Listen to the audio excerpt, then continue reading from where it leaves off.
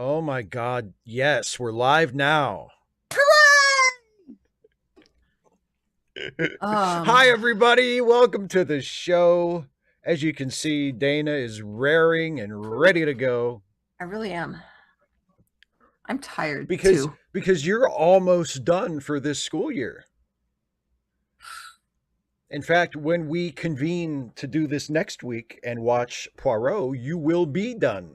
You will be completely done. Probably. Probably. So, I have a student who is so dedicated that she called me to ask about the final. She called me during the school day. It might have been her mother who originally called. Okay. Do you know why she didn't just come up and talk to me, Steve? Take a Because guess. she wasn't in school. That's She's in the hospital. She's in the hospital. Yes. So I call back. Her mom picks up, and I say, "Hi, this is Miss So and So, Miss Cole, returning call." And she's like, "Oh, my daughter wanted to talk to you." And I was like, "Okay," because this was during my planning period, and after she would have been in class, and I'm like, I'd noticed she's not here. Hmm. So, and I'd heard her say, so had come to class late yesterday, and the day before, Monday, she wasn't in class. And Right. when she got to class yesterday, she looked haggard, and she's like, "Yeah, so I was in the hospital last night." I was like, "Oh, okay. I guess we're not going to worry about you being like half an hour late to class. I'm glad you're here." But She was in the anyway, hospital last night. She couldn't make it to school on time today. well, she said she went to the hospital last night. I have no idea how she may have like come from the hospital that morning. I have no idea when they dismissed her. So Anyway, anyway, Mr. I Love the Ants, I will say that no, I have never raised caterpillars for a class, so I have never been in the situation to have that particular thing go horribly wrong. There have been plenty of other things that have gone horribly wrong. I will say that. Um, so student so, calls you mhm. or so you call yeah, so back. so yeah, so I called and I said, well, she was thinking about the final. She had made plans to come in so we're off next Monday for Memorial Day. Students' the last day of finals is Friday. Her final is not tomorrow, but the day after. It's Friday. Um, but she's talked to the school about, if is she still in the hospital by Friday, then she can come in next week and take the final. I said, all right, well, I tell you what, first of all, I want you not to worry about, the final. Your first priority is, in fact, I think I asked her, because I said, what did I tell you your first priority was? She's like, finishing the study guide. I'm like, no, that's your first class priority. Before you do your late work, finish the study guide so that you're ready for the final. But your first priority is your health. After all, if you haven't got your health, you haven't got You haven't anything. got anything. You haven't got anything. So yes, put on your own oxygen mask first, take care of your health. The rest of it, Yep. even if you have to take summer school or if you have to repeat the class, that's okay. You can do that. Yep. Students don't get, it's an opportunity. You can retake the class. Yeah, I'm sure you can sell them on that. Uh, Summer school is an opportunity. Retaking the class next year is an opportunity, kids. they, you know, uh, they can come around to it. And there are some there's some who apparently already have, judging by the effort level that they are currently putting in. Some of them are just like, well, I'll just take the class in. Okay. And I the other thing is that they get so focused on passing the class, and there's not much of a difference in terms of your GPA between one class, say a 72 and a 67. 5 points difference for one class in your GPA, not going to matter. A 5 point difference in one class is only going to matter if you're gunning for valedictorian. And guess what? If you're gunning for valedictorian and you're sitting on a 67 hoping that it'll get a passing, that's already off the table. Make other plans. Yeah. Yeah, Don't write the speech. It's not a productive use of your time. That ship Yeah. has definitely sailed. So Yeah. so essentially what you lose is the opportunity to take a different class in that time slot, because you now need to fill it with this one. You have another essentially required course that takes the place of one of the electives that you could have taken. But in terms of the number of classes that you need to graduate in these 4 years, there are like 6 extra classes, I think. There are 6, sort of freebie electives that you can take just because you're That interested you have in some them. flexibility. Yeah. Yeah. Yeah. And these are sophomores, so they're not even halfway through their time yet. They can, and because we're on semester blocks, if they have to repeat a class, they can repeat it in the fall semester and be caught up for the spring semester. It's I at this time of year, I do a lot of talking students down from the cliff. It's okay. I had one student who she was stressing out over my final in class yesterday, and then she was working on her a Spanish test that she had missed, and like she was crying during it. And so I told her about the student who had skipped my final and almost passed with a 0. And with the numbers game, with our final counts as 20% of your overall class average. That's school policy, the whole, no matter what class you're in, it always works that way. I said, so this student had an 86 and the grade dropped to a 68. If she'd had an 87, she would have gotten a 70 with a 0 on the final and would have passed. And I told the student, right now you have an 85. So unless you, and most of the final is multiple choice. So unless you know the answers to the questions and you deliberately choose the wrong responses and purposefully get every question wrong, you'll pass the class. And if you do purposefully get every question wrong, then we need to have a conversation about those choices, because your self-destructive tendencies. Yeah. There's something more going on, more important going on than your grade in English. You got to chuckle from her.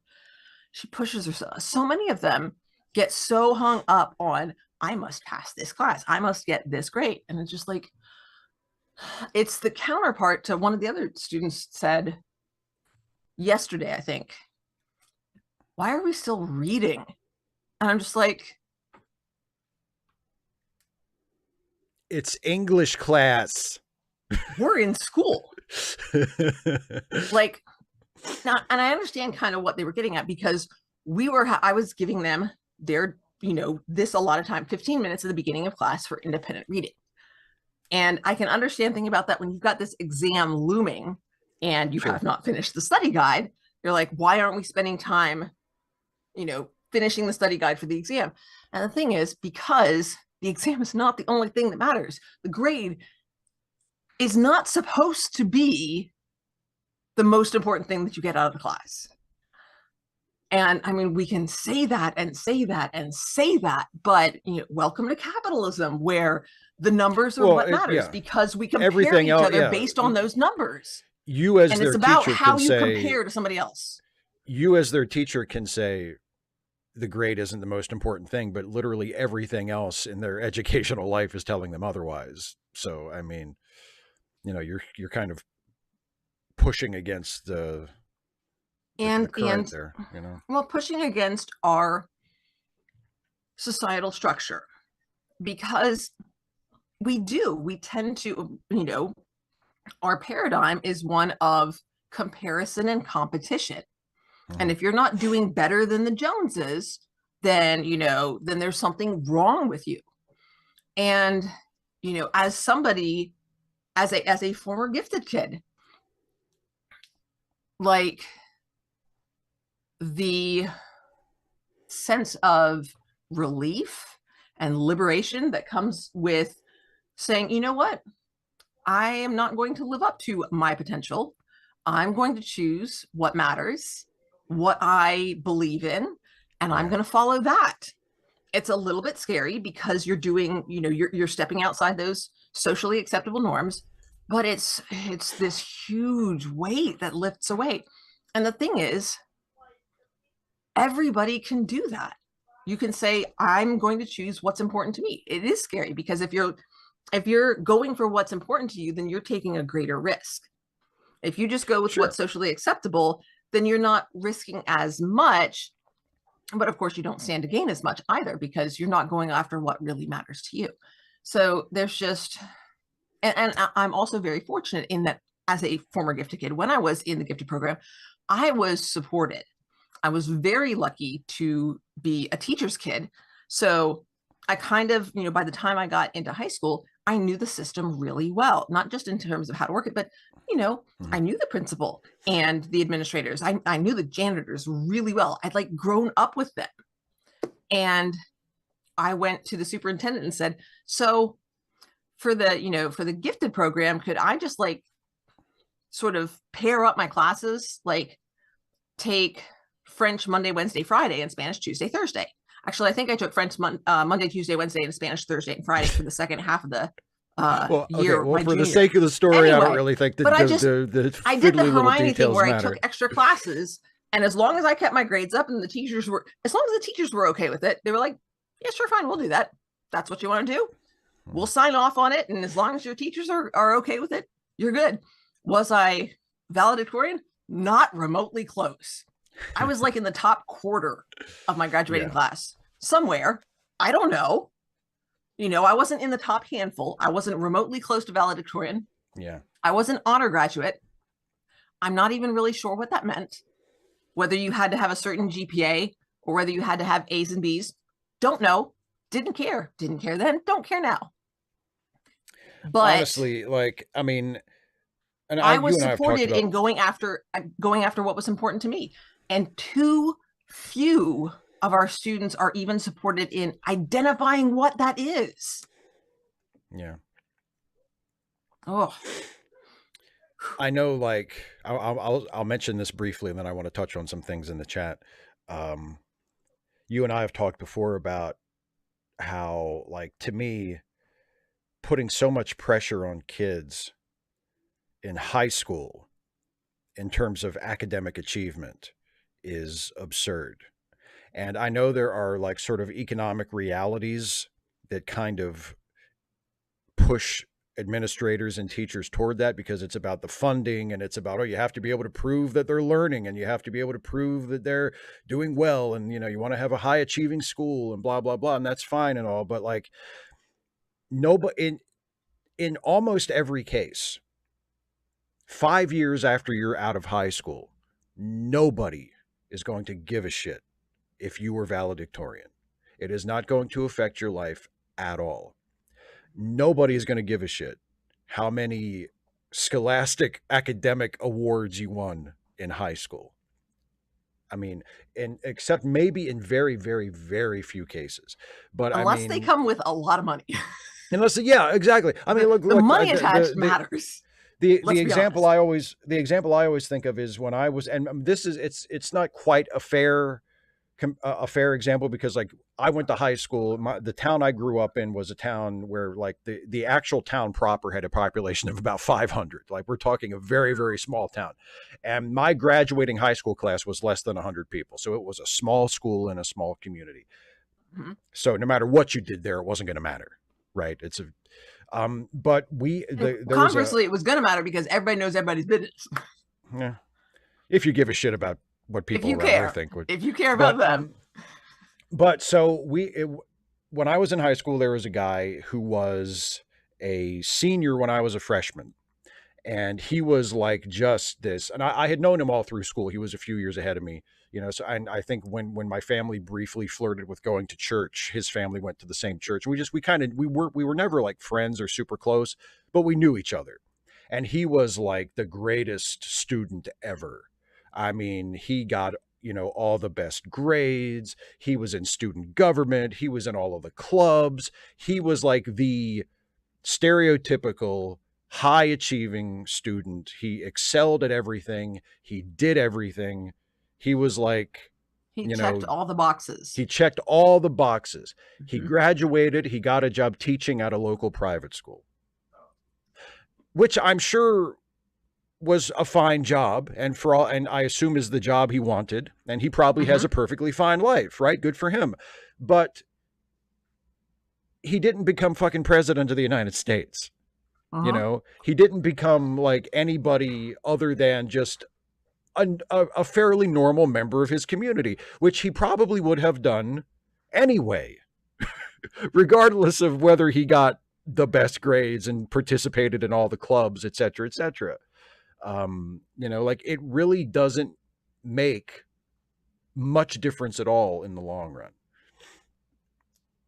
Yeah, I So, would yeah, argue that checking all the boxes and becoming the private school teacher, the way that checking all the boxes makes you a good candidate for that is less about the achievement and more about those societal norms. You really effectively fit the requirements that society has of you, which is what makes you a good candidate for a private school where the norms are much stronger than they are at a public school. Public school has, I don't want to say more leeway, but more flexibility, whereas a private school can say, hey, we want you to be this kind of person or we're going to fire you. Whereas at a public school, you have a little bit more freedom. I mean, there's definitely still ways if yeah, they don't like you, then they can they can, nudge you yeah, very strongly. yeah, But yeah, they don't have, because it's a public school, they can't say, well, all teachers have to wear this kind of clothing and da da da, and this is what right. there's their hands are tied because they're a government institution to some degree. Yeah. So I wanna mention a few things from the chat. First of all, I just saw this. James says, "Of course you do. When you're in a small town and you're in high school, that's almost your whole world." Well, yeah, but I mean, and that's for a student, for a high school kid, that's understandable because that's where you're right. That is your whole world. But I'm just saying, adults, especially teachers, should should be given the space and should be aware enough to to try and educate these kids to say, look, I mean, yes, try to do well in school, don't blow it off, it is important, right? Don't just come in and just act like you don't need to be here or whatever. Do your best and try to learn, and mm-hmm, try to get good grades, and like it's not like it doesn't matter at all, okay? mm-hmm. But if I could say one thing to high school students, it would be the things in your life that are the most important things to you right now, the things that are the that if something goes wrong, it's the end of the world, right? The things that you are absolutely living in dread about.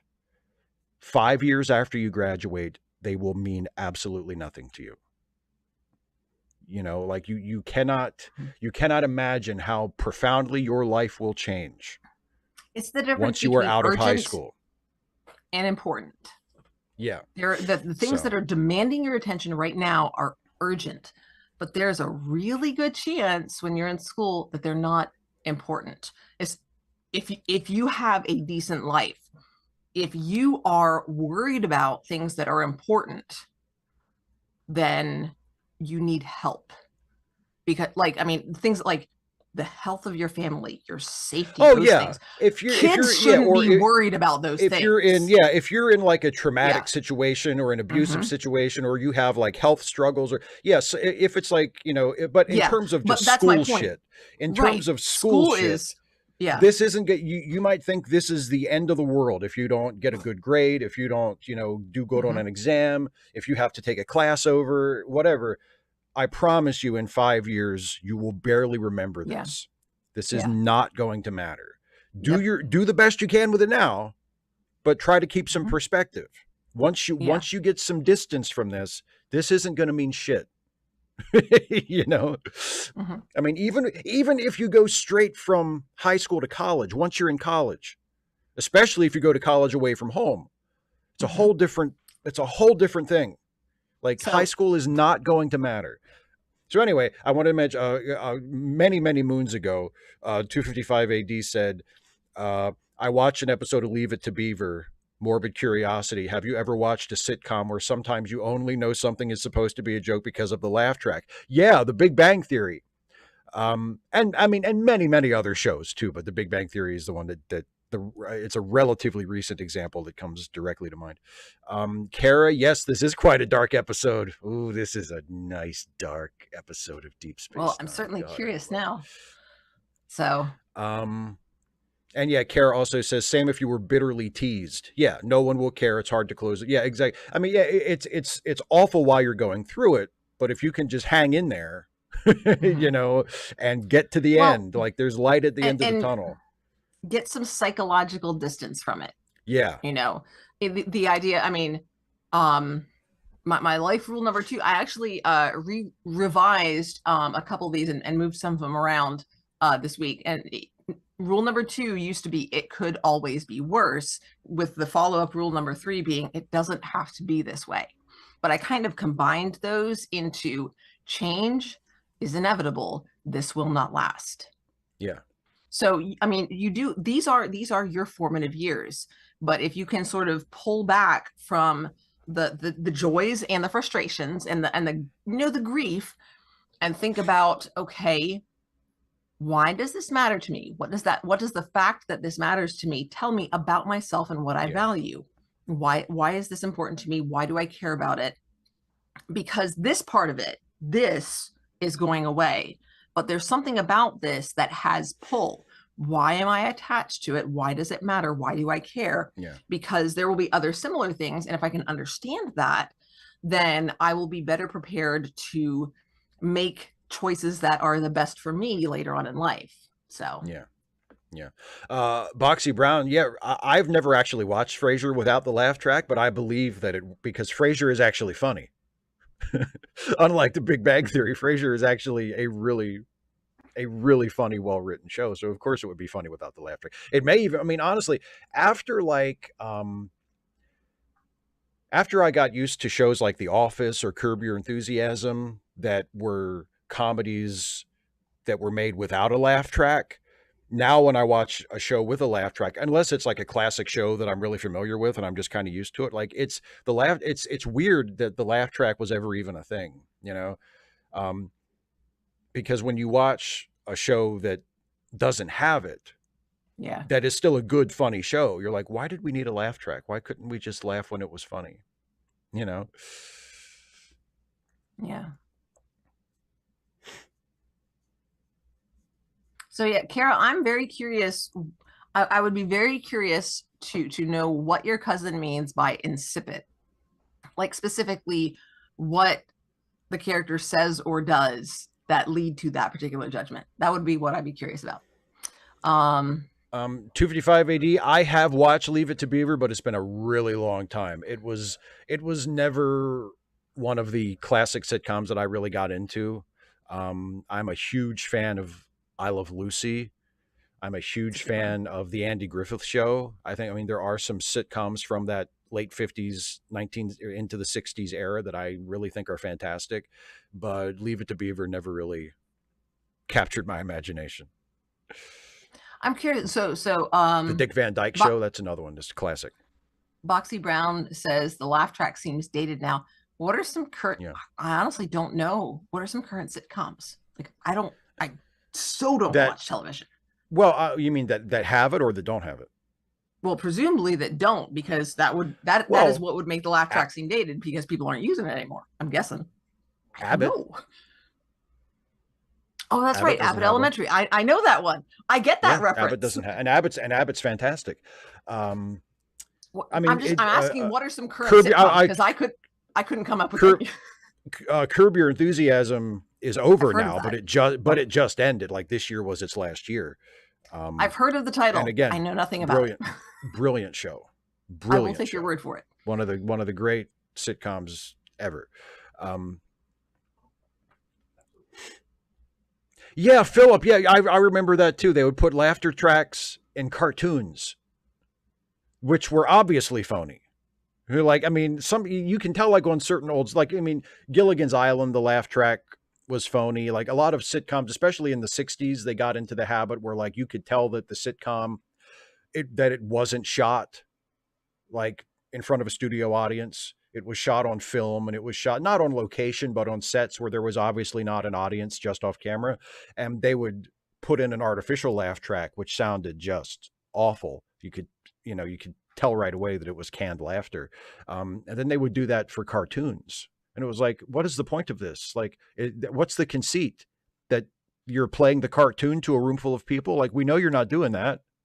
Like the whole point of the laugh track, originally the laugh track, there wasn't a laugh track. It was just the laughter of the studio audience. Like they played the show, they recorded the show in front of a studio audience, and the laughter was just the audience watching the taping laughing. And then some, you know, brainless TV executive got the bright idea, oh, we can just record the laughs and then tape the show without an audience and just put the laughs in where we want them, which is not like I Love Lucy was recorded before a studio audience. Like those laughs are people actually laughing because they thought it was funny, All in the Family, one of my favorite, maybe my favorite show ever, recorded in front of a studio audience. When the people are laughing, it's because they actually thought something was funny. Three's Company, recorded do before they a ever studio do it audience. where it's a studio audience and then they also add tracked Oh laughter? yeah. Oh yeah. They sweeten the laughter sometimes, but it's always, I mean, I would prefer, I mean, I guess I can understand because if you're playing, if you're recording in front of an audience, I think it makes sense to be able to hear their reaction, because otherwise, why are you recording in front of an audience and then playing it on TV if the audience doesn't matter? So but I don't know. I mean, I always used to think, like, if you're going to do, if the format of the show is that you're going to basically perform the episode in front of a live audience, and then that's what you're going to broadcast later on TV, you should try to craft the show in such a way that you can perform it. You can do the episode from start to finish like a play, and some shows did that. Like some shows tried very hard to do that, but other shows, it was like, and you can notice, like, the longer Seinfeld went, in some of those later seasons of Seinfeld, you can tell, like, there's maybe one scene in this episode that was taped in front of an audience. You know what I mean? Like, they really got away from, but there would still be the laugh track. Wait. So for the later seasons of Seinfeld, they would not have the audience be there for most of it, but would bring an audience in for like a scene or two, or just the audience wouldn't laugh and they would put in. I'm not sure if the studio audience was shown I would imagine the audience would have to, I mean, in order for the scene they're watching to make sense, they would have to be shown what had been shot. Yeah. Like, but I mean, just, yeah, that was one of the things that about the later seasons of Seinfeld, and Seinfeld was not the only offender. A lot of shows did this, where it was like, why are we even shooting this in front of an audience anymore? Because so much of it was clearly not shot on a soundstage or was not done with an audience present. Like, what is the point of having? And that's one of the things that made Curb Your Enthusiasm so great, because Curb Your Enthusiasm, because it was created and starring Larry David, who was the co-creator of Seinfeld with Jerry Seinfeld. It's a lot like Seinfeld, just not done on a soundstage. Seinfeld. Yeah, just and without the laugh track, and without the laugh track, and like I said, I mean, I think it's better than Seinfeld. Like, I mean, I like Seinfeld, but I think Curb is one of the great shows ever. So, I mean, anyway, yeah, let's go ahead. We're getting towards 6:30. Yeah. We've been running our mouths. So, everybody, we're going to watch. It's Deep Space Nine week. We're going to be watching Deep Space Nine: Things Past. So hopefully we've given you all plenty of time to queue up the episode. And Dana, would you like to tell everybody how this works? Yes. So get your fingers handy, folks, whether that is over a mouse or a trackpad or whatever, touch screen, or your remote, whatever you got. And so cue the episode up to 0000000. All zeros, all the way at the beginning. And then have your cursor ready over play. And Steve's going to count us in 3, 2, 1, play. So we all click play when Steve says play, and then we watch it together. And if yours, like if you lose internet connectivity or whatever, or you go get a snack and come back and you're like, wait, am I at the right spot? You can check your time and make sure it matches our time up here. Yes, indeed. And if it does, then you're right with us. And if not, you can fiddle it around till it gets right. And if you're a little bit off, it's not a big deal. We're not singing along. Not the end of the world. Yeah, it's not a sing along. Yeah, it's rather like your grades. Do your best. But if it's not perfect, that's okay. That's right. We're not going to fail you. Nope. I mean, we might, but not in that sense. Good. Yeah. Exactly. All right, you ready? Okay. I'm queued up. Are you queued up? You're ready? Okay, here we go. I will count us in from 3, and we will watch Things Past. Dun, dun, Here dun. we go. In 3, 2, 1, play.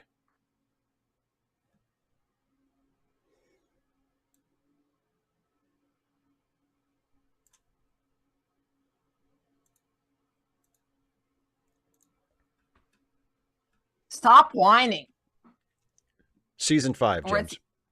He beat me to it.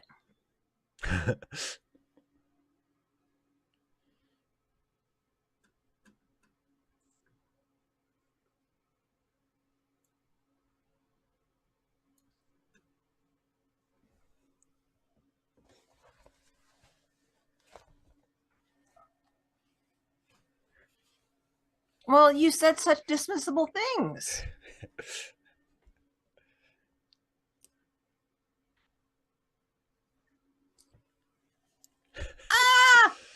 Did they do a land acknowledgement that made you mad? These campus leftists, they're getting out of control.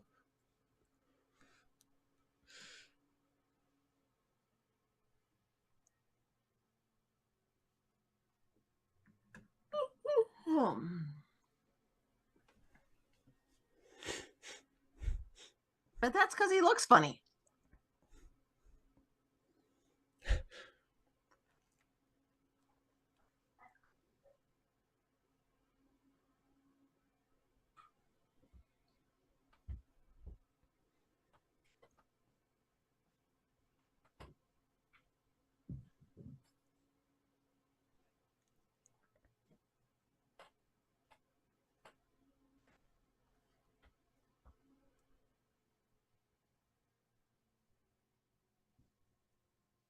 Yeah, I'm sure that's I don't know.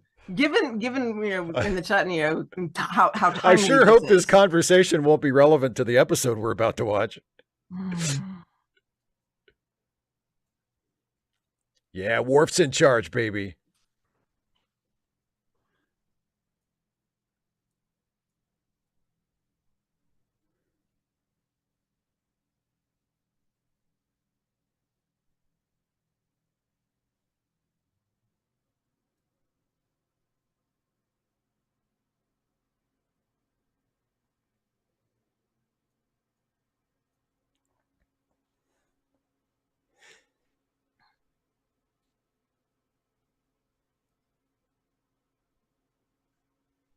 Oh, they're sweeping.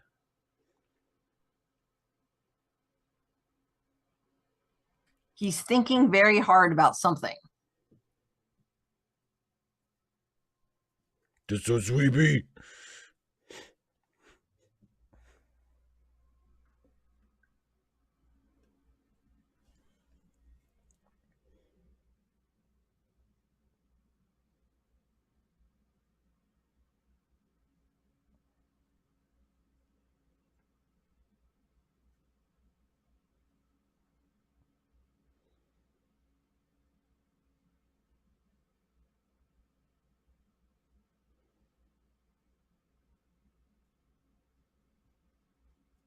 James, I think we talk about that on the Ensign's Log podcast. Kids in space. It's a terrible idea. It's a terrible idea.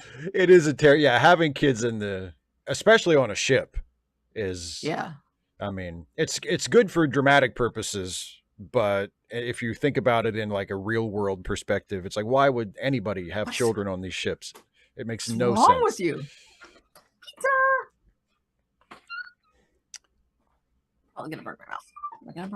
Also, David says, was it just me or did Worf not sound very urgent when he called for Bashir? What I noticed was, and I don't think I ever noticed that little detail in the episode before, but, and somebody who has maybe a better memory for this can correct me if I'm wrong, but Worf says to Dr. Bashir, report to transporter room 5.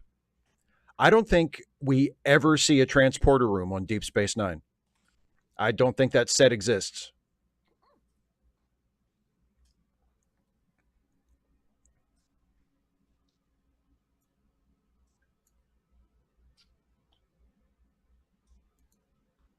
Yeah, Mr. I love the ants. Yeah, there are some really rotten parents in Star Trek. Seven of Nine's parents.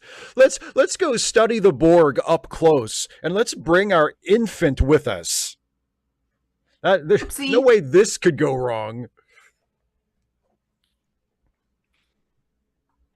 Yeah, exactly. HB Haggard, just the pad and ops. That's the only transporter we see on Deep Space Nine.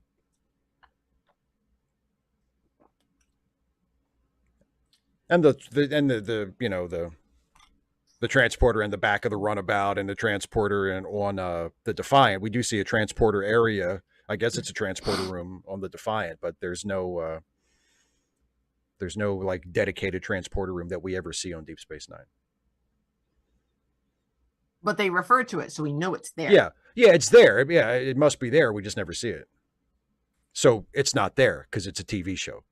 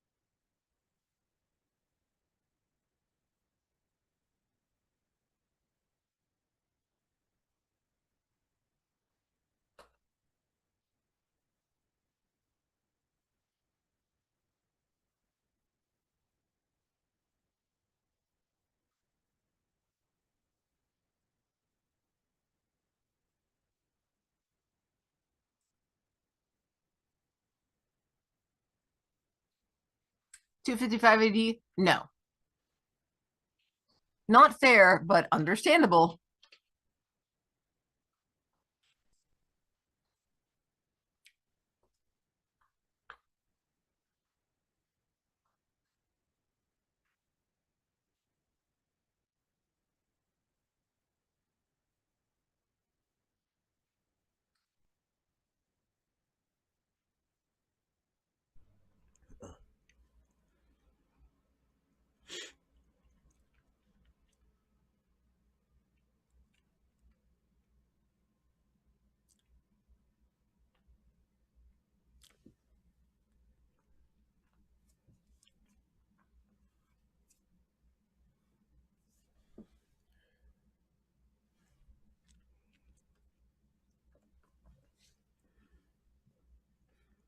It's a quantum leap situation.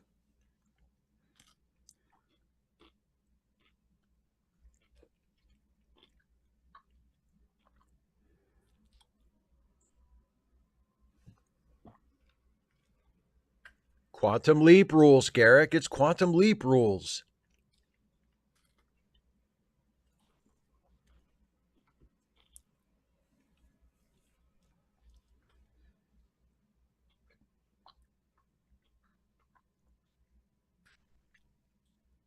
What do you think sound is, I loser? knew you were going to say that. I knew you were going to say that. The vibrations. I just want to be Garrick.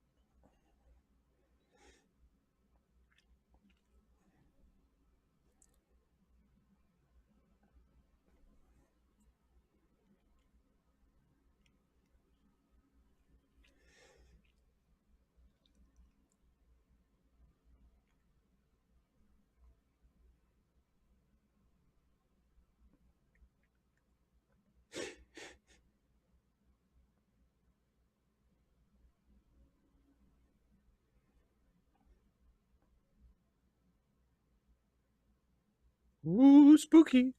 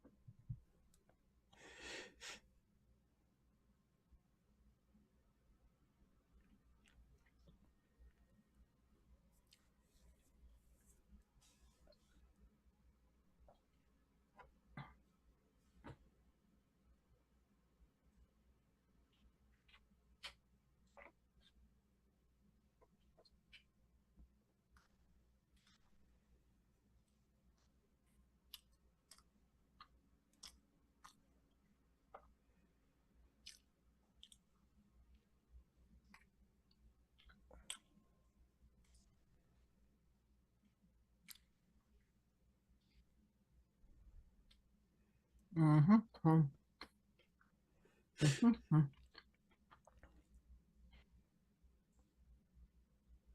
Yeah, that's just as well. I didn't have 2 strips of latinum.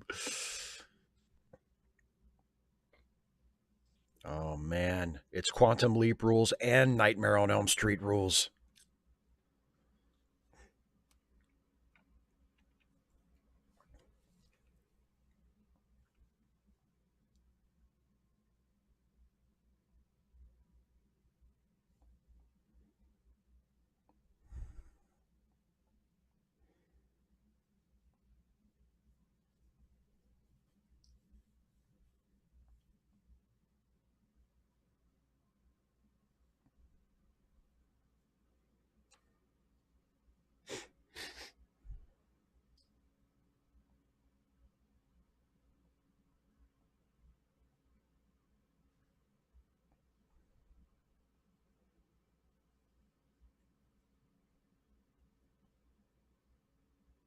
Nightmare on Elm Street came before The Matrix.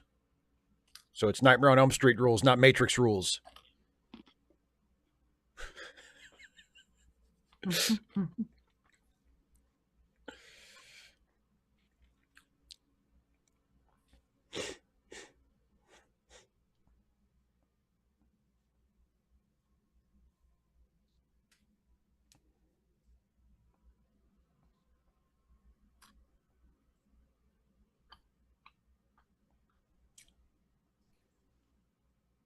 James, I think it's because we're in nerd mode right now. And Nightmare on Elm Street isn't specifically a nerd thing. How dare you? What, The Matrix isn't a nerd thing? No. Nightmare on Elm. He's saying we thought of the Oh. Matrix. They thought of the Matrix before. You, however, are a film nerd. Well, there's film nerds that are, obsessed with The Matrix. Right, but as a film nerd, you're thinking about the fact that the film Oh, Nightmare on yeah, Elm that Street Nightmare on Elm Street predates the came film. first. Yes. But there, Yes. most of the rest of us are more generalized nerds. Sure, And so, sure. look, I've seen The Matrix. I've never seen Nightmare on Elm Street. You've never seen Nightmare on Elm Street? No. Wow. Why would I? Why wouldn't you? What did you do with your misspent youth?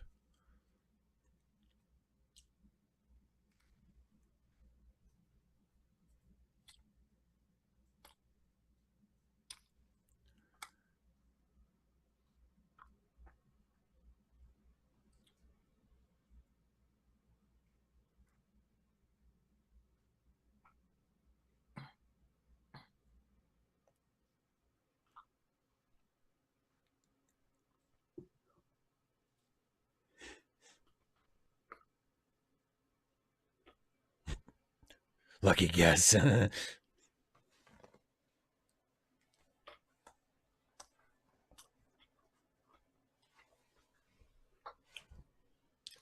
Poncho's Happy Bottom Riding Club.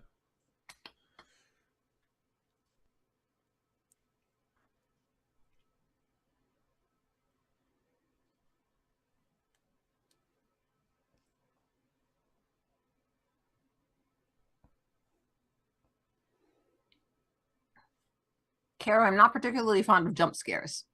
I don't like being yelled at. I also don't like pep rallies for exactly the same reason. They're just loud and annoying.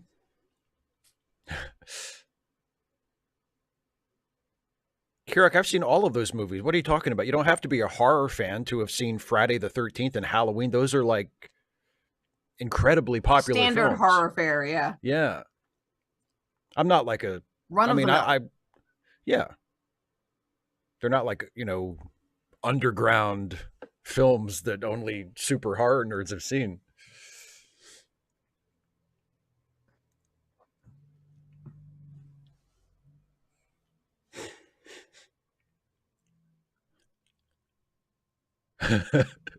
Let's kill Quark and see what happens. Hooray!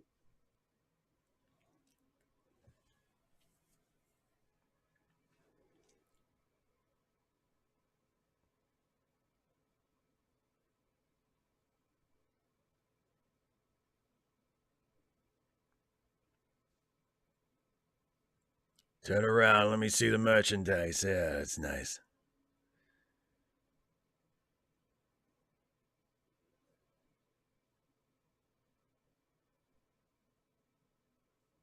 God bless you. Oh, you meant the, okay.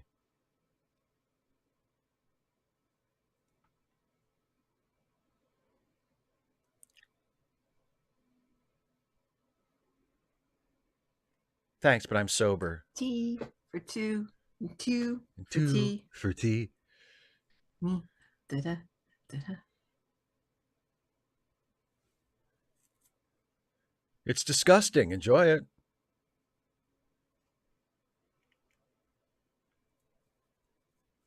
I'm acting. Oops, was that my out loud voice?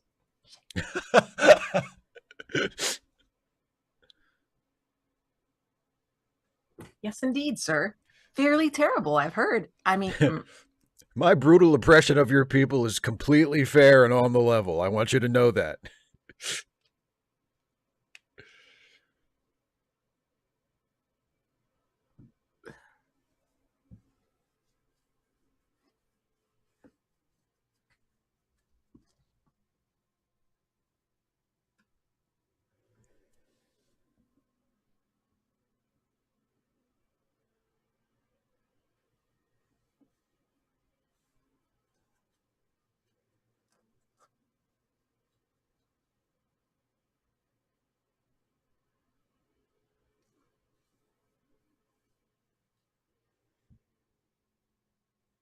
Truly, my benevolence knows no bounds.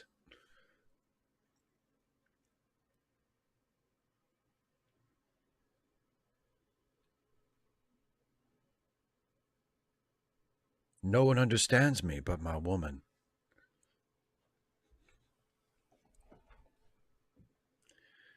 He really is Azalea. He's a fantastic creep. He's one of the great creeps.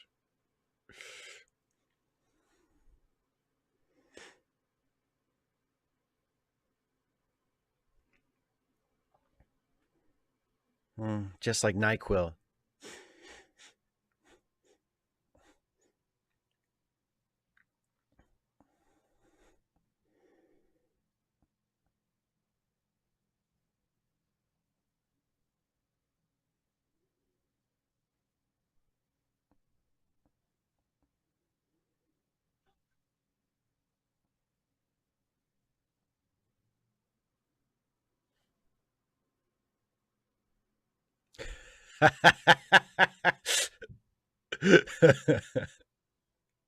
You should have heard what Garrick was saying about you when he was in the past.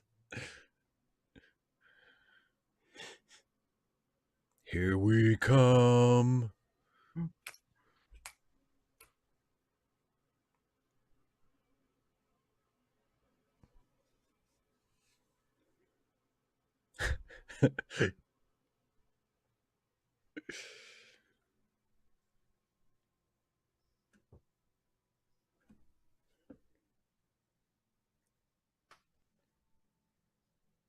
Timor Landy is basically the Bajar and John Smith. It was decent odds.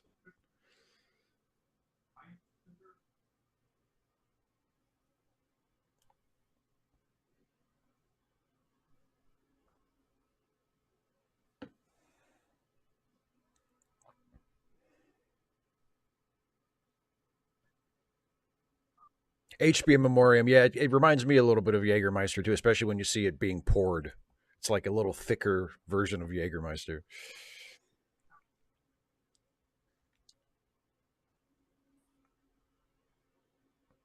And yeah, 255 Odo is still a human at this point, yeah.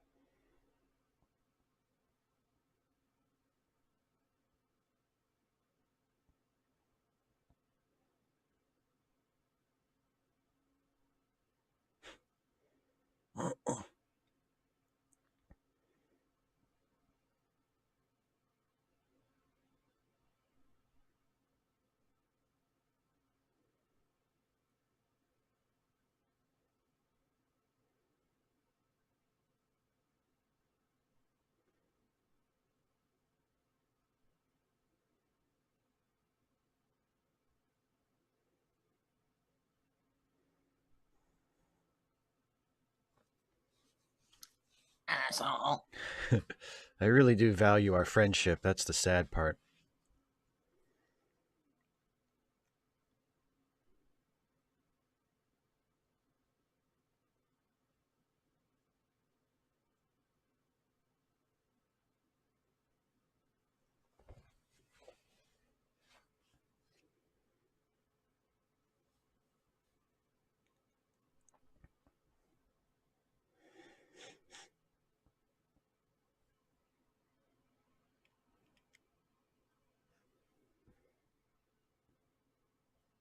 I'll file a complaint.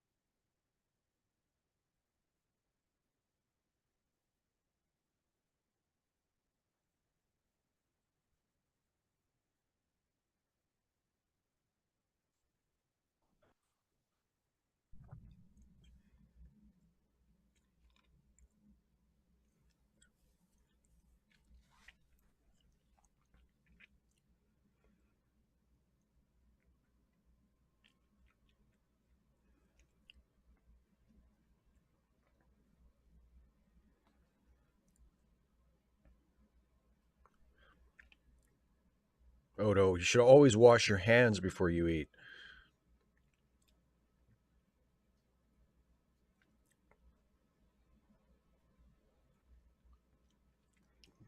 David, a Miraji crystal is like the Bajaran version of Ventusian's starburst gem.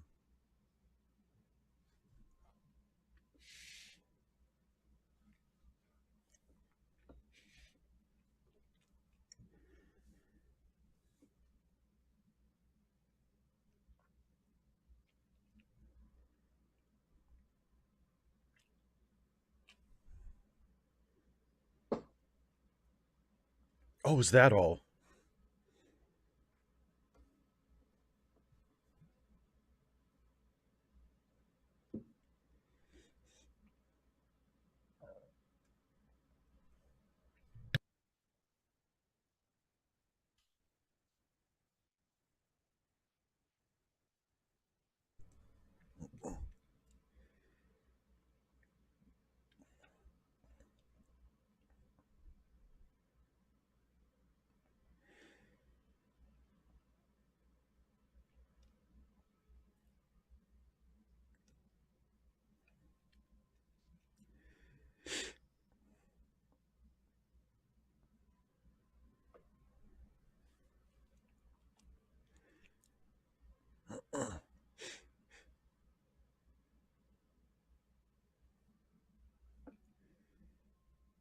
I give up.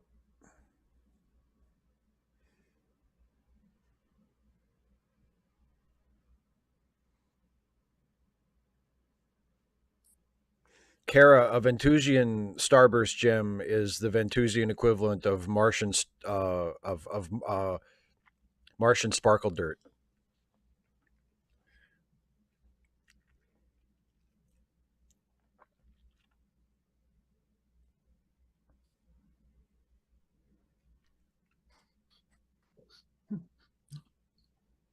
I actually just watched When You're Good to Mama this morning. It's just like, you'll be down on this block. It's called Murderers Row. She goes, oh, is it nicer?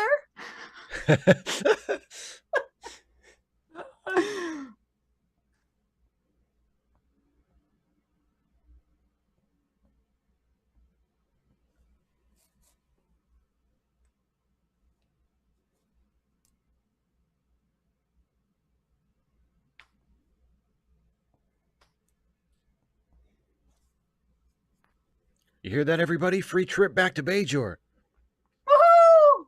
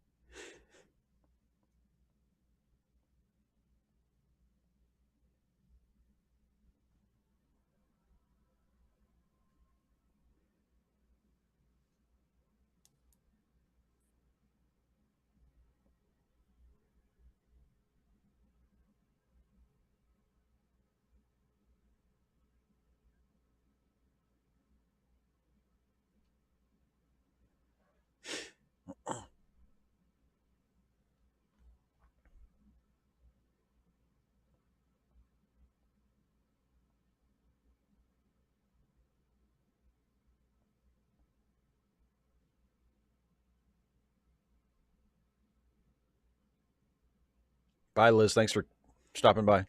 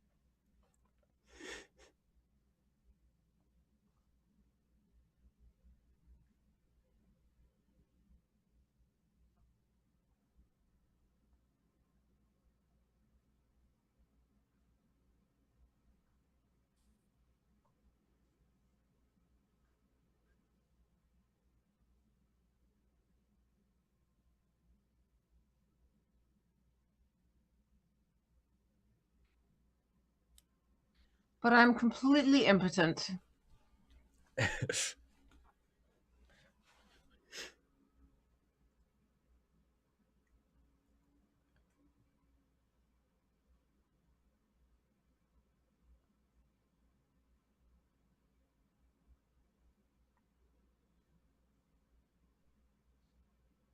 He's such a good person.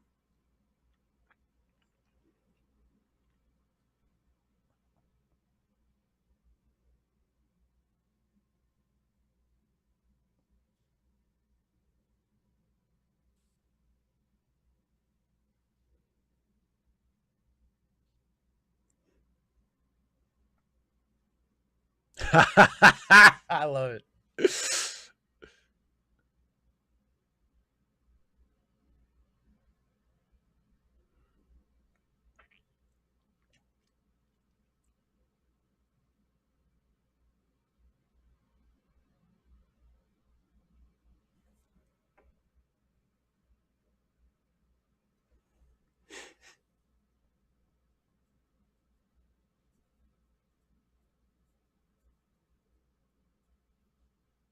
It's not unusual. Wait, no.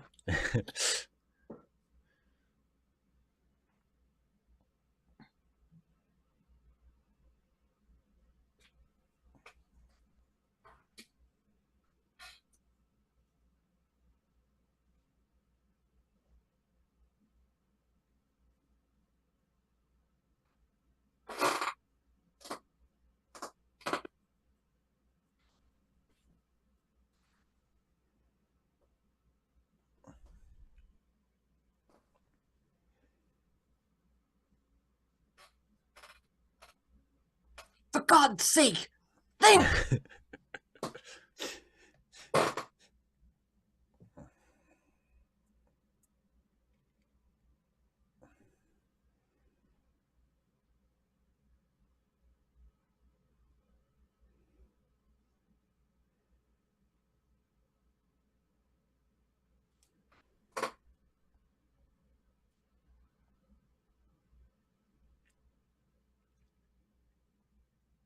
Yeah.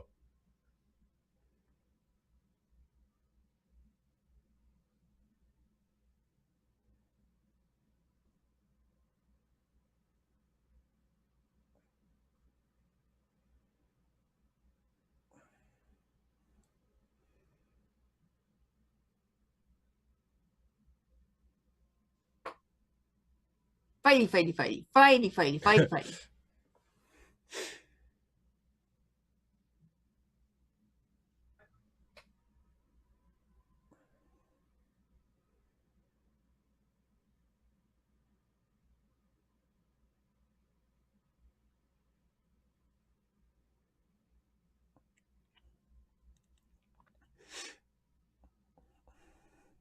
Dun, dun, dun.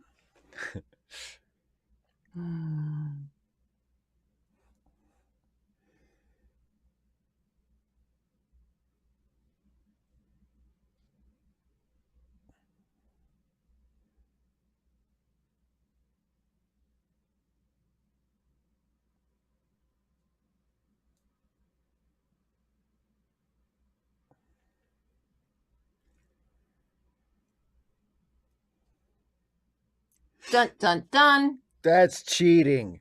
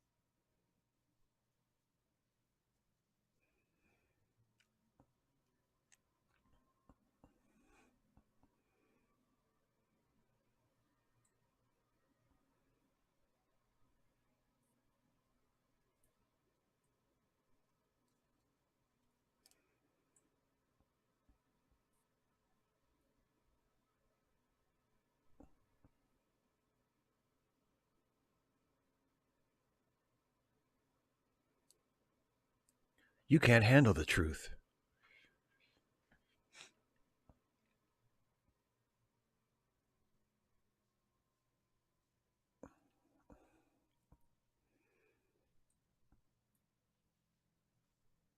Mm.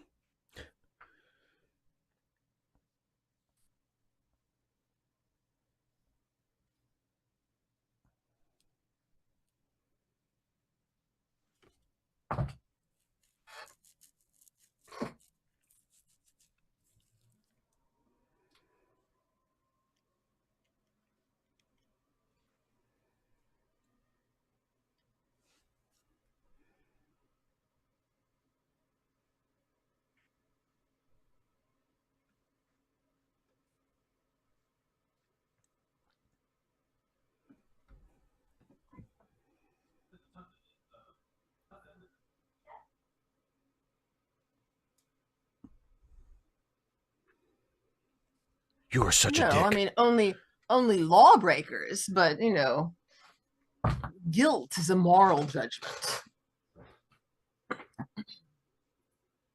Some people break the law with no guilt whatsoever.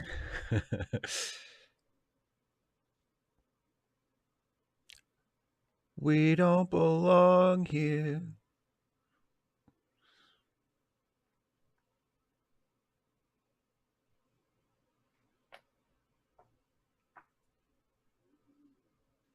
What are you going to do about it? Azalea, I know, right? So irrelevant to our modern day. Dun dun dun! Hey, you're back.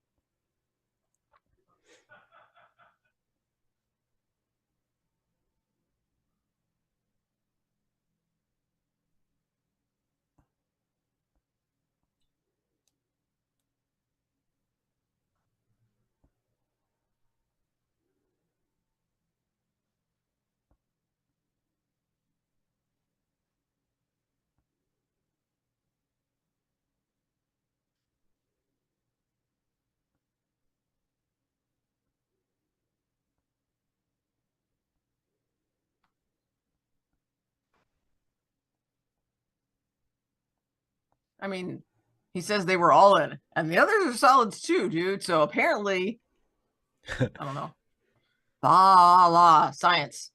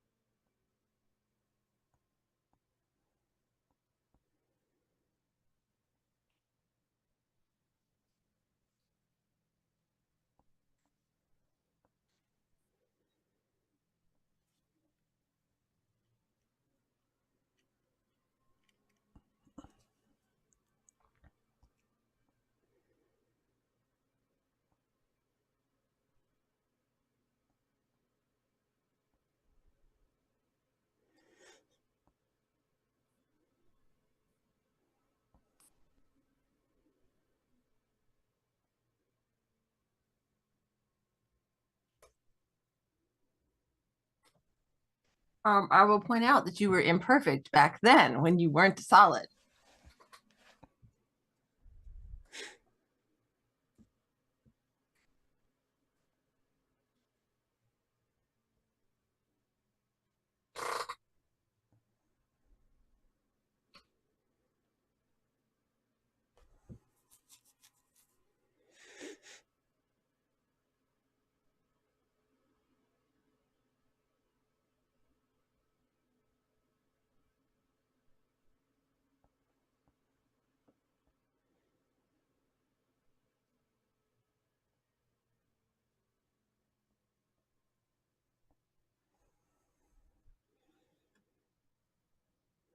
The end.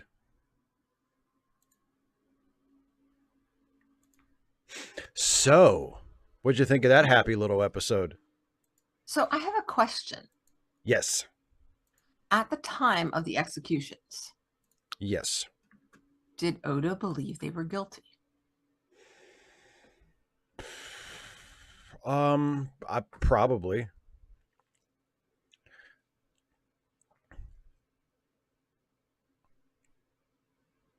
But as we see throughout the episode, the question is, should he have believed they were guilty, and why did he believe they were guilty?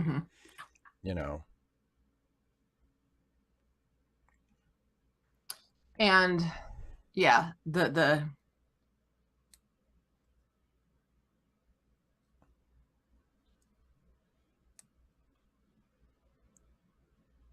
it brings up some interesting points, and definitely, I think so. But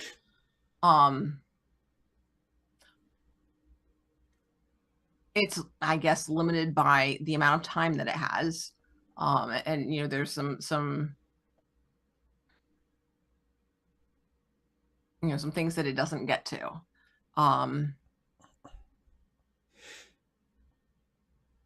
When did he figure it out? And well, he said he figured it out, like, what was it, like a week later there was another bombing, and he realized that it couldn't have been the people who were executed. I don't think that logically follows, because I mean, copycat crimes are absolutely a thing. For the sake of the episode, yes, that's what gave him the idea, and then he went back to it. So yes, he could have figured it out then, but what did he do once he knew? I think that is important, and it doesn't deal with it at all. Well, apparently he didn't do anything. He lived with the knowledge. I mean, he doesn't seem to have done anything to try and make anything right. No, I'm not sure right, what he could have done other than he doesn't bring that up. I think that's the bigger issue. Once you know what do you do about it? And he doesn't talk about that at all. Like or address, he doesn't bring up the excuses that he made to himself for why he didn't do anything. The Cardassians wouldn't care, the Bajorans couldn't do anything. So and so it essentially glosses past what I think is a more significant part, because that's not what it's focusing on, which is fine.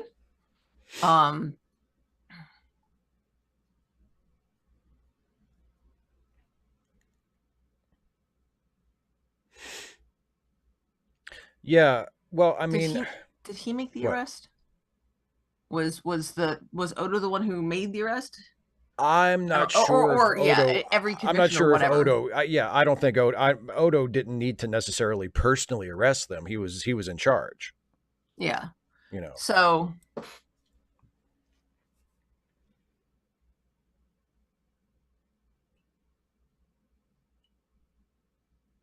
and it's a lot of it is about the Odo's personal experience of dealing with this, and having carried this secret around, and having felt the weight of this guilt that he hasn't been that he hasn't felt capable of telling anybody about without creating further problems, and potentially losing the ability to do good things now and in the future. So I mean, there's a cost to damaging those theoretically, there's a cost to damaging those relationships. Now, chances are pretty good that at the beginning of the next episode, things are back to normal, Yeah. because that's the way episodic TV works. It's not just the relationship of Odo with other characters in the show. One of the things I really love about this episode is what a gutsy creative choice it is. 4.25 years into the show at this point, to reveal that one of the main characters in the series that we've been following and getting invested in and rooting for all of this time has such a heinous act in his past, and that he doesn't really have an out. I mean, you could sort of say, I mean, Kira kind of gives him one a little bit at the end there, where she says, "Hey, it was the occupation, and we all have some blood on our hands, or we all got our hands a little dirty." And maybe like having Odo in charge instead of one of the actual Cardassians was better for the Bajorans, because he was more, he was sort of in the middle instead of, but like, that's kind of a shaky excuse. I don't think we're really meant to accept that as exonerating Odo, and Odo certainly doesn't seem to think it exonerates him. And people in the chat have mentioned there's a lot. This episode has a lot in common with an episode from earlier in the show where Kira. It's another Odo episode, but has a lot of flashbacks to the station when the Cardassians were still in charge, and it's revealed that Kira killed somebody. And that's never been revealed to us until now. But the difference is, yes, Kira did kill somebody, but it wasn't an act of cold-blooded murder. It was she was on a mission for the Resistance, and the guy she killed interrupted her in the act of doing what she came to do, and she killed him to preserve the mission. And also, the guy she killed was a collaborator with the Cardassians, so he wasn't a nice guy to begin with. So there are mitigating factors. Like what Kira did, you could say, okay, what Kira did was bad, and maybe it's something that she feels guilt for, but it's not the kind of thing that would radically transform your view of her character. But seeing Odo, like the final moments of the flashback, when you see Odo as he really was back then, and he's just kind of coldly observing as these three innocent people are executed right in front of him, and it just doesn't seem to faze him at all. And then when you realize that Thrax was basically the stand-in for Odo the entire time, so you would assume that all of the things that Thrax says are either things Odo actually said back then, or at least are things that he would have said if he had been given the opportunity to say them. So when Thrax and Odo are having that conversation, just the two of them in the office, when Odo's trying to talk him into, doing a deeper investigation. And Thrax is saying, you Bajarans bring this on yourselves. None of this would be happening if you weren't fighting the Cardassians. You should just accept it. Like that's when you think, oh shit, is that what Odo thought? Or is that the kind of thing that Odo would have said back then? Like it's an incredibly damning portrait of Odo from that period of his life. And to drop that on the audience and say, oh, by the way, this guy who is one of the heroes who has still done all of the good stuff you've seen him do for the past 5 years, like that's all still part of him. But oh yeah, in his past, before you knew him, he did this. He at least this, and maybe worse than this or more than this, but he at least did this, which is pretty inexcusable. It really, it's a very bold, creative move to drop it on the audience and challenge it and to, oh, come on. What are you talking about?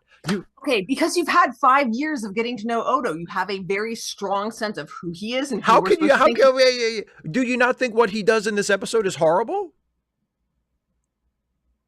Can I answer your previous question? Yes, no, please. I don't know. What are you talking about? What was the previous question? I was trying to answer it. You interrupted me and I've lost my train of thought. I'm sorry. I don't know. I lost about dropping this on the audience after 5 years. Like 5 years. I think it's not a bold creative choice because the audience has this very strong sense of who Odo is. I think it would have been a much bolder I think it would have been a bold creative choice early on when we had some sense of it, maybe season 2 or late season 1, even better, to make us question our own judgment of who he is. At this point, we know we're comfortable enough with him and familiar enough with him to say, wow, he's gone through a really big journey since then. And that's my guess. What I want to ask you is, having, I guess, watched it at the time, and when did this was in the late 90s, I think? Maybe? This was season 5, so it would have been 97 or 98. I'm not exactly sure when, but yeah. Okay, so yeah, like internet's around. I mean, I don't know if you were active on like any fan sites or this was prior to like social media being a thing, but there were web rings and things like the DOS. And so people would discuss it. Did it cause fans to question and rethink their understanding of Odo as a character? Because my guess is it didn't, because it's so well established by that point. But that's not my point. My point isn't that it's not bold because it doesn't take any risks. How does it not take risks? They basically just told you that one of the heroes of the show committed an atrocity like 7 years ago. How does that not change? Like, what? I don't know. I feel like you're really Did it change? Does it change anything? Does it change how the fans reacted? Because the point isn't whether or not people actually turned on Odo as a result. I don't think the purpose of telling us this story is to get us to turn on Odo or to think that Odo is a bad guy. I think the point is to just sort of drop a little bomb in the middle of his character and challenge the audience and say, do you still like him now? And if you do still like him, which by the way, I do, Odo's one of my favorite characters on the show. I do still like him. But then what does that mean? Does what he did back then no longer count? Does the fact that he's sorry about it absolve him of it? Like these are the kinds of questions that I think the episode is inviting the audience to ask. And to me, especially for a Star Trek show, but for any kind of a serious drama, that's a sign of very gutsy writing, because normally the idea is you want the audience to like your heroes. You don't want to give the audience reasons to not like them. Even if your intention is that they will still ultimately like him when all is said and done, you're giving them a really good reason to not like him. Whether or not whether or not it's a really good reason, I think can be judged on the effects. I mean, was there any, did anybody talk about, wow, I didn't realize Odo was such an awful person or anything like that? Because after 5 years of establishing this guy as a heroic, if non-human and alien character, different, has a different way of thinking about things from, just culture and physiology, thinking about this person as a hero, do you remember anybody questioning that? And if it didn't have that effect, I would question either whether the problem was in the purpose or in the execution. Maybe they didn't actually want to have people question it. And if they meant to have people question it, to reflect on it, and that didn't seem to happen, then that was a failure in the execution. So if Star Trek The Next Generation had done an episode in its 5th season that revealed, oh, by the way, 10 years ago, Captain Picard murdered a guy. Now, you don't think that would be a risky creative choice at that point in the show? Because you said it would have been better if they had done this story when, like, earlier in the series. To me, the whole point is they do it. To me, the whole point is they do it after we've already made up our minds about Odo. Mm-hmm. That's why it's challenging, not because you don't know him, you're still getting to know him. It's because, no, you think you've got him figured out. And then he does this. It turns out he did this completely inexcusable thing. So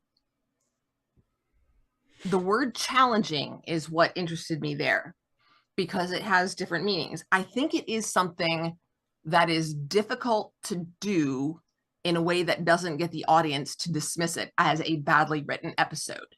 I don't think it's a bold choice. I really don't think it's inviting the audience to reflect on or rethink their evaluation of the character. I don't think it does not do that for me at all. But I think it's a difficult thing to do well, because if you don't hit the right notes, it's going to seem like you're talking about two different characters. If the divergence is too great and you don't see the threads between them, if you can't make a connection between prior Odo and current Odo, there's that disconnection, and it's just like, well, yeah, Odo would never have done that. But the fact is, they make the connections to where it's believable. Like, oh, yeah, we could see how Odo would have done that. It's something terrible, and it's not something that we can immediately, just dismiss as, well, that was a crappy episode. I do think it is believable. I think they pull that off. But for me, no, it doesn't make me rethink Odo as a hero. And I'm honest, I was wondering whether it actually had that effect on people. Now, whether or not it would be, again, if they revealed that Picard had murdered somebody, I would expect there to be, a situation that made it understandable that this character would have 10 years ago done something like that. If it's just dropped in there, it's going to feel like they're just like, okay, but the point is, I think, and Azalea and a couple other people have pointed out, yes, I'm not saying that Odo and Picard don't need to be the same kind of character for my comparison to make sense. The point is, I didn't have a problem with the comparison. Anyway, the point is revealing to the audience that a heroic character did something that, knowing what you know about them from watching the show, you would never have thought they would have done. But they did it. That's the point. I know Captain Picard and Odo are very different characters, but the point is, Odo, for all of Odo's complexities that we've seen up to this point in the series, one of the guiding principles of Odo's character, as we have gotten to know him, is his dedication to fairness and justice and law and order. And you would think, and the idea that, well, yeah, he was the chief of security when the Cardassians were in charge, but he was independent. You know, he wasn't just a pawn of the Cardassians. Like he you know, enforced the law with fairness, right? That's been like a part of his whole deal. And then to find out, oh shit, you know, he wasn't as fair as we've been led to believe, and wasn't as fair as his reputation suggests, even his reputation among the Bajorans. And in fact, on at least this one occasion, and according to his own admission at the end, possibly more than this, but at least this one occasion, he uh, presided over the punishment, the execution of people for stuff that they didn't even do. Um, you know, like It, I, the like I said, it doesn't change how I still think Odo is. I love Odo, it doesn't make me but question it at all. okay, Not a bit. well, that's fine. Okay, And okay. and here's why he didn't. It's pretty well established. I don't think it comes out directly and says it, but it's pretty well established that he figured it out later. Now he could be lying. We can't, 100%. But I think it's pretty reasonable to think that at the time he thought they did it. Okay. So it wasn't, and he was following the guidelines. He was being impartial, following the rules that were there. And he doesn't typically, even currently, are there times that we have seen him, and I haven't seen all the episodes and I don't remember things well. I don't remember him, pushing back against a rule regulation or something like that he found unjust. Now he's dealing with Starfleet, so hopefully that's not as much of an issue anymore. But I don't remember that. I mean, he seems to be, he's Odo the rule follower, not blindly, because that would not be heroic and sometimes be boring. But that characterization is consistent. And, we see, it shows how he has become more zealous, I think, in pursuing not just, law and but truth has become more important to him. And I think this is a pivotal moment of why, which again is why it doesn't make me, rethink who he is, because this is part of how he became who he is. And so it just seems very consistent. I think it would have been bolder. I think it would have been bold if he had said, I knew it at the time, but I was, that was what the law was. And I was being impartial. That was not the role that I was there to do. I think that would have been more gutsy, because then if he knows that they're innocent and the law doesn't allow that, the law means that doesn't matter. What he knows doesn't matter, or believes them to be innocent, and it doesn't matter. Then, and he doesn't make a stand against it, then I think that's more of a moral failing that could cause some viewers to question that. But yes, he participated in something that was unjust, because he hadn't looked at the case closely enough. And why didn't he look at the case closely enough? He had other things to do. He was following the standard procedure. He was doing things the way that they were supposed to be done. And that wasn't enough. And he didn't realize it until later. He screwed up. But even in the episode, it's not, from the narrative standpoint, presented as a moral failing. From his own character's perspective, it is. But the narrative doesn't frame it that way. You don't think the narrative frames what No. he did as a moral failing? The narrative gives so many outs that he doesn't, as a character, he doesn't take. And because he doesn't take these excuses, it makes you empathize. And that scene is heroic, because he's not making these excuses of, I didn't know it at the time, okay? Because he's not making excuses. So not a non-hero would make excuses, but Odo doesn't do that. And again, that reinforces that he's one of the good guys. I mean, Okay, I mean, I can agree you that he's one even of the good see? guys now, but he was not one of the good guys back then. Right, but at the time of the execution, he didn't know that he had any reason to make excuses because he thought they were guilty. Okay. Uh, Okay. So if, oh it, no, okay, so if a Nazi executed a Jew in a concentration camp for something that he knew for a fact that they did, that makes it okay? I mean, it's the Nazi has not committed a moral failing if he thought that they were guilty when he did it. so you're saying that Odo was one of the oppressors, that he's a Cardassian, just not biologically. Yes. Okay. Yes. I think to me that's the whole point of that of learning that is that he was much more on the Cardassian side than we have been No, led to believe. not just much more, but you're saying he was completely on the Cardassian side because you're saying a Nazi. All right, don't you're getting so I, far into the weeds on these comparisons. I'm just saying no, I'm that's the saying the comparison you're fact that making. whether or not he You're whether or the not one he saying Odo's a Nazi.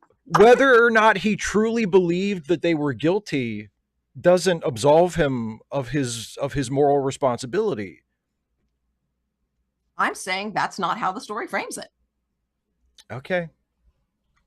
Okay.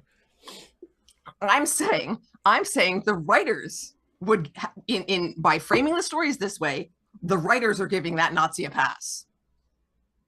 Okay. And I'm saying it's not. That's what I said. This isn't bold. Okay. I want to mention something I saw in the chat, and then we'll play Wordle. Who was it who said? Azalea. Azalea says, I think it's good development for Odo, but I don't think the show ever fully confronts the contradiction that there is no such thing as fairness under such an occupation. I agree with that. I agree Yeah. with that because other people in the chat pointed out, like, what I mean, from the perspective of certainly from the perspective of a Bajaran and also from the perspective of someone just outside of the occupation,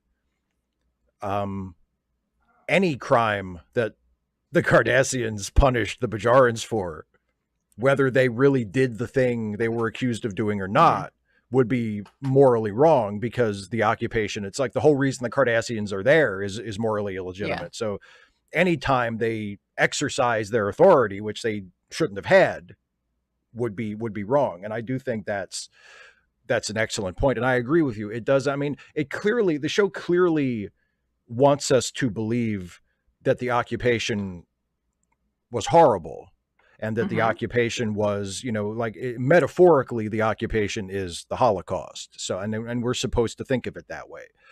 But it also tries to sort of have its cake and eat it too by telling stories that seem to rely on the assumption that, well, yes, but, it was possible for the Cardassians to be fair or unfair to the Bajarans instead of saying, no, everything they did was unfair. Like there were no, in that circumstance, there were no good guys because the underlying situation was inherently unfair. Anyway, shall we play Wordle? Sure.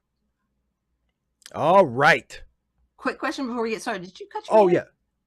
Yeah. Oh yeah. I saw that. I saw that. Okay. You're not seeing things. Yeah. Okay. It's okay though. It's just a boo-boo. I'm glad. I cut this from the finger up to the tip. I cut that completely off, but I taped it back on, so it's healing nicely. It's going to be good. I'm so glad to hear that. Yeah. All right, let's play Wordle. So this is today's Wordle, and the way this goes is Dana will take the lead.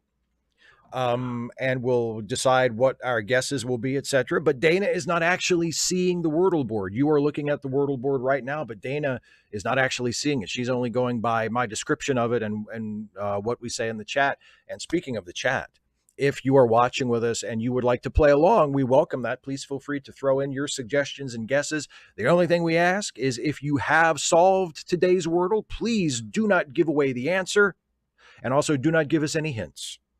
And I believe that's it. Shall we begin with your customary starting word? Sure. Heart. Heart. And oh shit. Okay. We have an E in the wrong place, but an A and a T in the right place.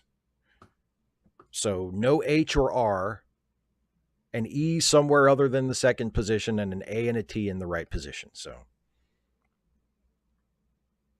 Okay, I've got my letters backwards.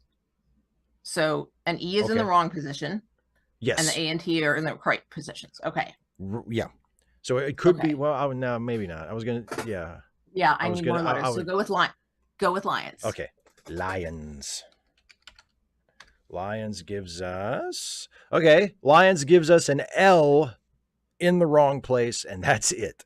Okay. So yeah, I didn't, because I mean, we got a fair amount with heart. So we've got, and it's the R and the T, not the A and the T in the correct place. So it's the ending, correct? RT. Oh no, it's the A. No, the A and the T. See, I told you I was getting those backwards. Okay. Yeah, A. So okay, yeah. wait. So AT, we have an L and the E. The L and the E are in the wrong places. Okay, so right. So I'm thinking E something ALT because AET doesn't sit right with me. Does that make sense? It could. Yeah, I'm thinking. Are you thinking exalt? I was not, but that would work because I'm having trouble because I thought AET and then I was like I was having trouble coming up with anything and ALT seems better at the end. Yeah, I think so too.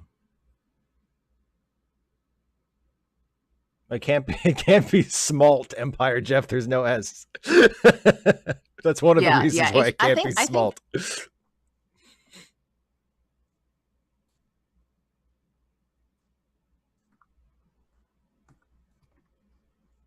So yeah, exalt. Is that it? You want to try exalt? Yeah, that's the only one we've come up with. Exalt. Let's see. And if it's not exalt, I have no idea what the hell it is. It is exalt. Huzzah! Awesome.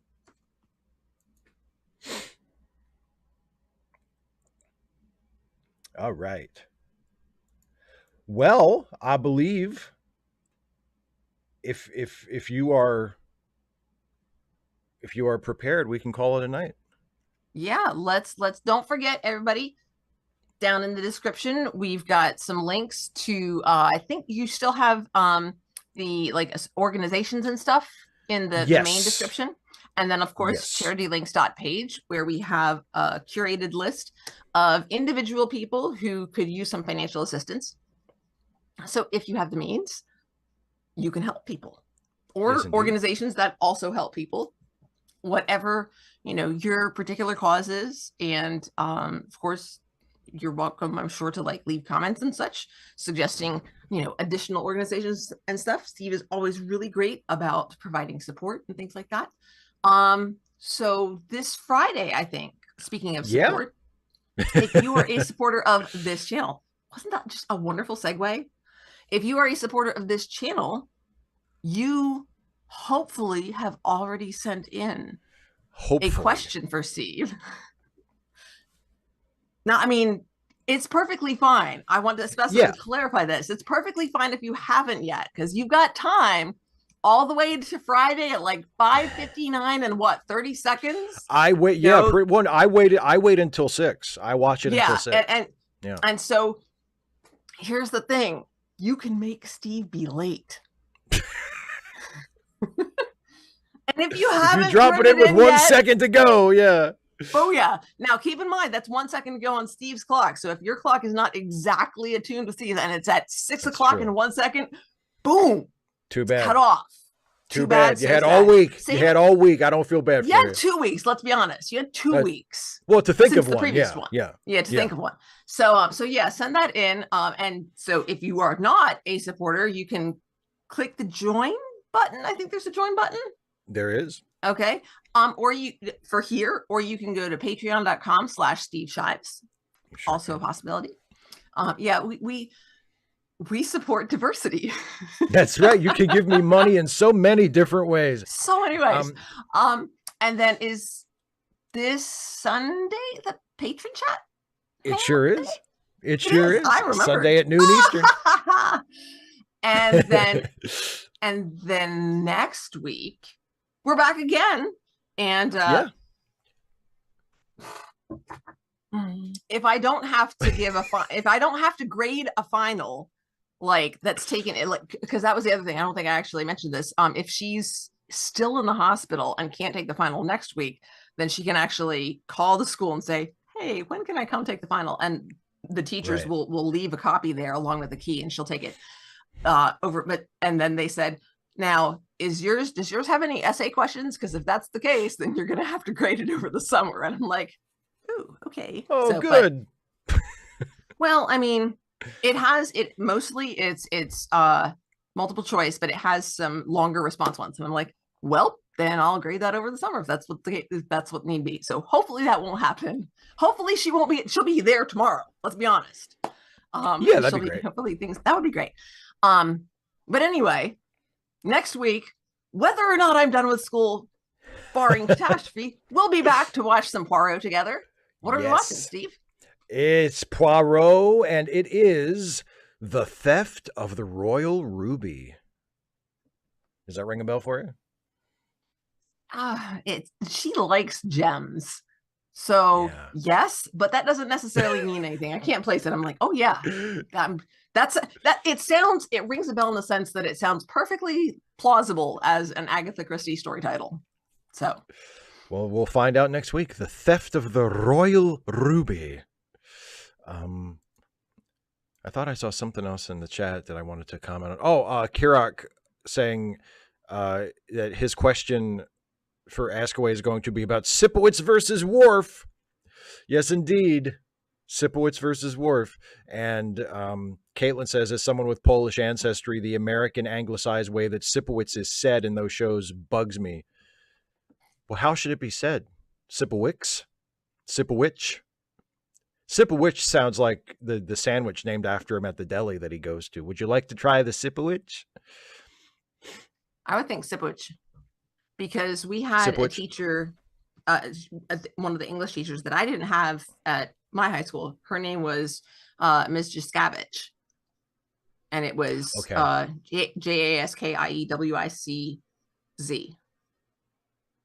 And it was a ch. So it was not a z. Yeah. So it was a similar ending, and that's Snake Big Cat. Sipovich. Caitlin says Sipovich. So yes, you were right. It was itch. Yeah.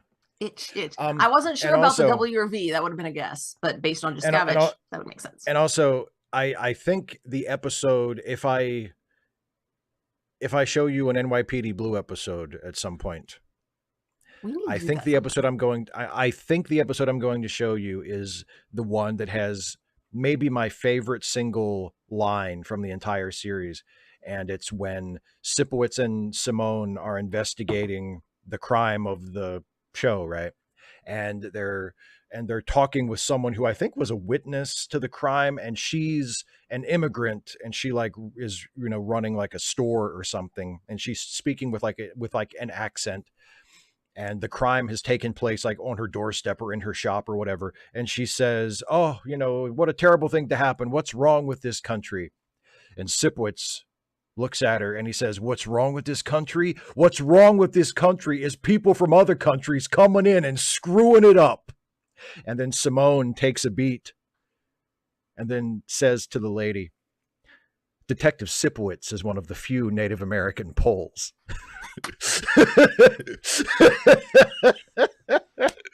And Sipowicz just gives him a look and walks out. It's so perfect.